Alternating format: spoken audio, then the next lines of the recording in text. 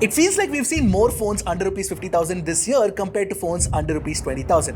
I mean, it just feels that way. I don't know if that is entirely true though. And two of the most hotly contested phones in this price range has to be the iQOO 9 and the Moto Edge 30 Pro. The Moto Edge 30 Pro has the distinction of being the most affordable phone with Snapdragon 8 Gen 1 in India, whereas the iQOO 9 is the middle child in the iQOO 9 series. Now, I have been testing these phones extensively, and this is going to be a detailed video where I'm going to be comparing all the aspects of these devices and helping you guys make the right buying decision. My name is Eshad, you're watching Tracking Tech English. Let's go.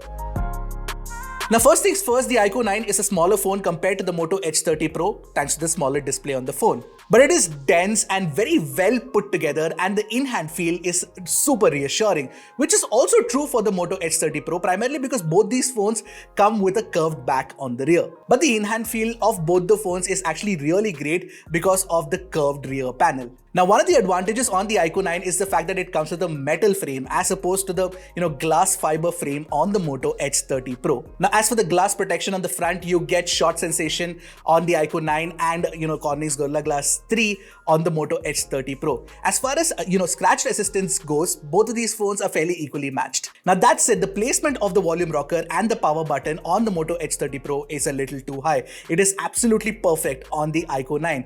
Therefore, it feels more like a one-handed phone as opposed to the Moto Edge 30 Pro. Now, one advantage on the Moto Edge 30 Pro is that it comes with IP52 rating. There's only splash resistance on the iQOO 9. Now, you don't get an SD card slot on both these phones, but you do get a dual speaker setup. Now, as for the dual speaker setup on both these phones, it is imbalanced. The right channel sounds louder than the left channel for sure.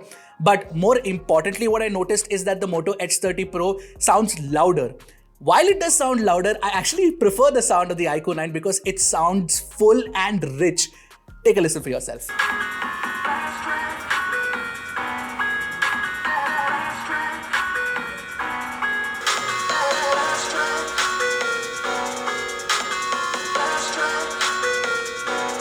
Now, both of these are good-looking phones for sure, but the iQOO 9 definitely feels more premium for the price that you're paying for it, especially with that metal, frame, and of course the fact that you get a fantastic reassuring hold in the hand, and the fit and finish is very good too. Also, I really like this, Kevlar design glass. Having said that, the functional advantage of IP52 on the Moto Edge 30 Pro is definitely something that many people will actually appreciate. When you look at the design and the build of these two phones, it's basically a tie. Now, when it comes to the display, the iQOO 9 has a smaller AMOLED panel compared to the POLED panel on the Moto Edge 30 Pro. And like I mentioned in my Edge 30 Pro review, the POLED panel actually has a bit of a color shift and you'll see a green tint, which is not visible on the iQOO 9. Also, I really like the fact that the iQOO 9's bezels are extremely slim. It's not like the Moto Edge 30 Pro's bezels aren't slim, but this one's is even slimmer and it looks really nice. And when it comes to the color accuracy, I feel that the iQOO 9 is better with that professional mode, and you get HDR support in Netflix, which is not available on the Moto Edge 30 Pro. Plus, if you're playing back videos on HDR in YouTube, it does look better because it does better dynamic range. Plus, it can reach a higher peak brightness compared to the Moto Edge 30 Pro. And that higher peak brightness also helps when you are actually taking the phones and using them outside in a direct harsh sunlight. Although I did find one peculiar issue with the iQOO 9, and that is the fact that the adaptive brightness is not tuned very well, so it keeps dropping the brightness to a really low level, which I'm not really a fan of. Now, you do get an in-display fingerprint scanner on the iQOO 9 and a side-mounted one on the power button. And just for the fact that this power button is placed too high, I am not really a fan of this physical fingerprint scanner. It should have been placed lower.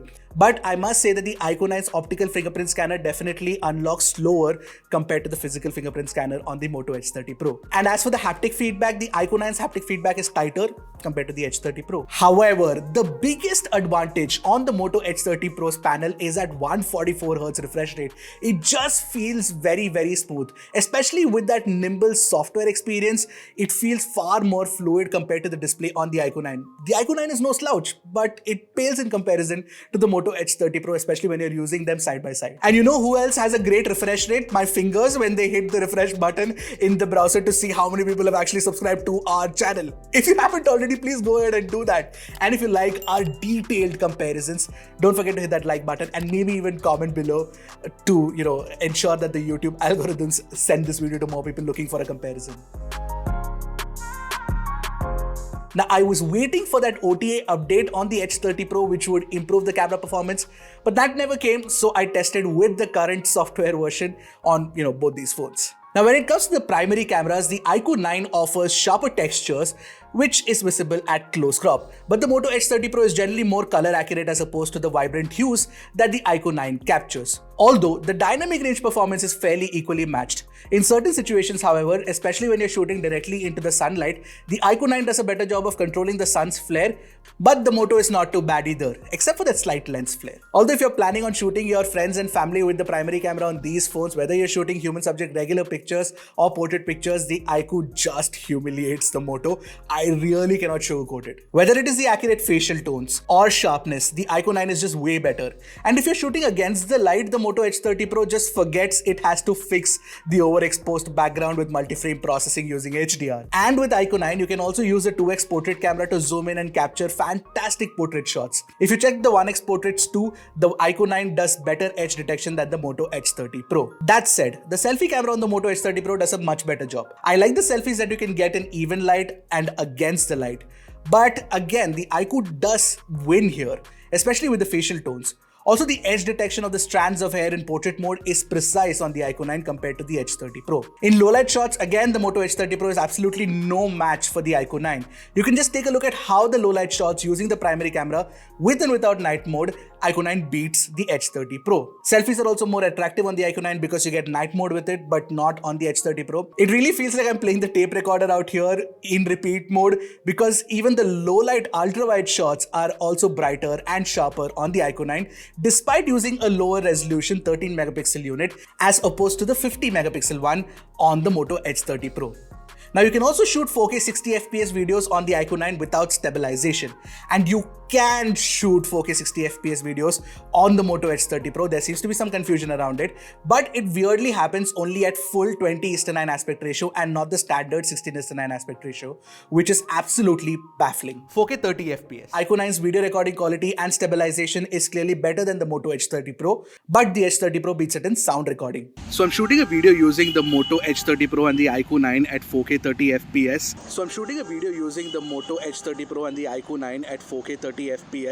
In low light videos, the iQOO 9 again takes the cake. Plus, you get something called a super night video mode, which can record even brighter videos at 1080p 30 FPS. That said, using the front camera, the iQOO 9 can only shoot at 1080p 30 FPS and without EIS, whereas the Edge 30 Pro can shoot at 4K 30 FPS resolution and with stabilization that too. Overall, it's an easy win for the iQOO 9. The iQOO 9 has a better set of cameras compared to the Moto Edge 30 Pro. Now, if there's one thing I'm 100% certain of, is that the Moto Edge 30 Pro offers a better software experience. It is cleaner, and most importantly, there are no unnecessary pre-installed apps on the Moto Edge 30 Pro. The near stock Android 12 experience with Moto's very own, bespoke features like Ready For and Moto Actions are absolutely godsend and a great software experience on an Android phone. I can never get bored of that karate chop to actually, switch on the torch or twist to open the camera. Now, the iQOO 9 is not entirely bad either. The good thing is that iQOO provides Android 12 on it with FunTouch OS, but it's not the best UI experience. Now, as for the software upgrade cycles, Motorola has confirmed that you will get 2 years of software updates on the Moto Edge 30 Pro along with 3 years of bi-monthly security updates. And on the iQOO 9, I'm presuming that you'll get 2 years of software updates as well, considering that the iQOO 9 Pro is actually scheduled for 2 years of updates. Having said that, iQOO has a better track record of Android updates compared to Motorola, so we'll have to wait and watch if that situation changes. Both the phones come with 8GB of LPDDR5 RAM and 128GB of UFS 3.1 storage. That the Moto Edge 30 Pro comes with Snapdragon 8 Gen 1 compared to Snapdragon 888 Plus on the iQOO 9. Obviously, the 8 Gen 1 is the latest, more powerful chip, therefore it scores better in Antutu benchmark and more importantly in 3D Mark benchmark, where the graphics scores are better than the 888 Plus inside the iQOO 9. Now, if you're looking for stability in CPU performance, both the phones are equally matched as is visible from our CPU throttling test. But I noticed in my testing that the iQOO 9 gets slightly hotter than the Edge 30 Pro, which is also evident from the Antutu, benchmark run where we saw that the, iQOO 9 actually reached a temperature of 43.5 degrees as opposed to 41 degrees on the Moto Edge 30 Pro. Although when you're gaming on these phones, the iQOO 9 offers frame interpolation, which helps with twitch responses in, fast-paced games like Call of Duty Mobile. But you know what? Playing Call of Duty on both these phones is actually a very, very good experience because of these high refresh rate displays and of course the fact that you get great touch sampling rate as well. But I must bring notice to the fact that the Moto feels far snappier and faster to use in daily life. Now, I feel that is because of the combination of that 144Hz refresh rate with, that nimble software and really powerful processor. Even your gentle scrolling is more fluid, app opening times are faster, and of course the UI animations feel very, very slick too. Now, when it comes to future-proofing with 5G support, you get 13 5G band support on, the Moto Edge 30 Pro and 8 bands on the iQOO 9. But for the present, in my testing, I noticed that the Moto Edge 30 Pro's call quality was slightly better and the 4G performance was also slightly better. Now, the iQOO 9 has a 4350 mAh battery inside it, which is much smaller compared to the 4800 mAh unit inside the Moto Edge 30 Pro. In my testing, I clearly noticed that Moto had tuned the 8 Gen 1's performance really well with the battery, and I got 6 hours plus of screen on time on an average, whereas on the iQOO 9 I got about 5 hours plus of screen on time, which means that on moderate usage, the Moto Edge 30 Pro will last you slightly more than a day, and by the end of the day, you'll have to end up charging the iQOO 9. But when it comes to charging speeds, the flash charge 120 watt technology on the iQOO 9 can charge the phone from 0 to 100 in under 20 minutes, whereas the 68 watt bundled charger inside the Moto Edge 30 Pro takes about 55 minutes to charge from 0 to 100. So it halves the charging speeds entirely, actually less than half. Now it boils down to what you prefer, faster charging speeds or longer battery life. Let's discuss in the comment section below. Now, if you're someone who wants a phone with the latest and greatest Snapdragon chip, in this case, that is the Snapdragon 8 Gen 1, along with a clean near stock software, Android experience, and also craves for great battery performance, then you cannot go wrong with the Moto Edge 30 Pro.